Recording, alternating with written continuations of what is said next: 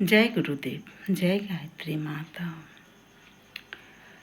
इंसान को अपनी भक्ति बढ़ानी चाहिए। इंसान को अपनी भक्ति बढ़ानी चाहिए, प्रेम बांटना चाहिए, एक अच्छा इंसान बनना चाहिए। जब ये तीनों चीज़ें अपने साथ होंगे तो भगवान साथ हमेशा देंगे, साथ साथ ही चलेंगे। प्रेम हमें हमेशा बांटते रहना चाहिए, हर व्यक्ति से प्रेम करना चाहिए। भक्ति दीपक की तरह, भक्ति करो जैसे दीपक जलता है। दीपक क्या करता है? दीपक अपनी रोशनी चारों तरफ फैलाती है। ठीक उसी तरह इंसान को अपनी भक्ति भी फैलानी चाहिए। जब हम भगवान की भक्ति करेंगे तो भगवान अपने आप अपनी रोशनी, अपनी प्रकाश, अपने आशीर्वाद वो स्वयं हर व्यक्ति को देंगे। पर अगर हम भक्ति नहीं करेंगे और भगवान को पुकारेंगे तो कहाँ से आएंगे? बिन बुलाए तो मेहमान भी नहीं आते।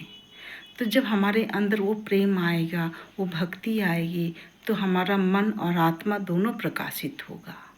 एक दीपक वो होता है जो रोशनी करता है तो सभी को दिखाई देता है, और जब भक्ति की रोशनी अपने मन और आत्मा में जलती है तो उस भगवान को दिखाई देता है, और भगवान उसमें निवास भी करते हैं। इससे हम एक अच्छे इंसान भी बन सकते हैं। जब हमारे अंदर भक्ति आएगा तो हमारी नफ़रत नहीं होगी। जब हम किसी से प्रेम बांटेंगे, प्रेम करेंगे, तो हर व्यक्ति हमसे प्रेम करेगा। प्रेम इंसान को जोड़ के रखता है। भले ही सामने वाला हमसे क्यों ना नफ़रत करे, पर हमारी जो इच्छाएं हैं, हमारी जो मन है, वो हमेशा हमें इंसान को जोड़ने के लिए ही होता है, तोड़ने के लिए नहीं। कोई भी चीज़ तोड़ना तो बहुत आसानी से ही आदमी तोड़ देता है। जैसे कोई भी चीज़ आप उठाइए और नीचे गिरा दीजिए, वो एक पल में टूट जाएगा। किसी को कड़वी बातें बोल दीजिए, उसका मन तुरंत टूट जाएगा। पर किसी का मन अगर दुखी है, उसके पास जाकर बैठिए, उसके मन की तकलीफ़ को दूर करिए। वही है सच्चा प्रेम। जब हम किसी के दुख और तकलीफ़ को दूर करते हैं, अपने लिए तो हर व्यक्ति सोचता है, पर दूसरे के लिए जब हम सोचेंगे, दूसरों को जब प्रेम बांटेंगे, अपना समय जब दूसरों के लिए लगाएंगे, तो वहाँ पे भगवान स्वयं ही प्रकट हो जाएंगे। कहते हैं ना कि जब मैं था तब हरि नहीं, और जब हरि है तो मैं नहीं। ऐसा क्यों कहा जाता है? क्योंकि पहले हम इच्छाओं को भगवान से मांगते रहते हैं। हमें लगता है कि सांसारिक जो सुख सुविधाएं होती हैं वही हमारे जीवन की खुशियां हैं। पर सच्ची भक्ति तो भक्ति भगवान की भक्ति करने में है। जब हम सच्ची भक्ति करने लगते हैं तो भगवान जब प्रकट हो जाते हैं तो इस संसार में जितने भी चीज़ें हैं उनसे हमारा मन हट जाता है, क्योंकि हम भक्ति और भगवान में लीन हो जाते हैं।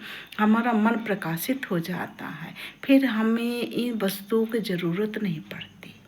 जब तक हम भगवान को नहीं जानते हैं, नहीं पहचान पाते हैं, तब तक हम उनको ढूंढते रहते हैं, पुकारते रहते हैं, अपनी ज़रूरतों को मांगते रहते हैं।